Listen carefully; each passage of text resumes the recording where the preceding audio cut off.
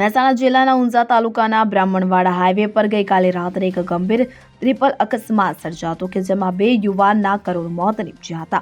રાજસ્થાનથી મુંબઈ તરફ જઈ રહેલી લક્ઝરી બસ, બાઇક અને કાર વચ્ચે થયેલા અકસ્માતમાં બાઇક પર સવાર 2 યુવાને જીવ ગુમાવ્યો હતો।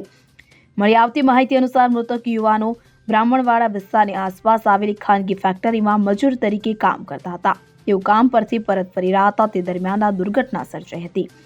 અકસ્માત એટલો ભયાનક હતો કે બાઇક સવાર બંને યુવાનો ઘટના સ્થળે જ મોત નીપજ્યું હતું। આ ઘટનાને પગલે લોકોના ટોળે ટોળા ઉમટી પડ્યા હતા।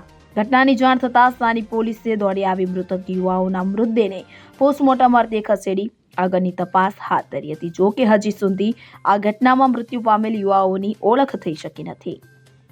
Bureau report CN24 news. હવે જુઓ દેશ દુનિયાની તમામ ખબરો તમારી આંગળીના ટેરવે।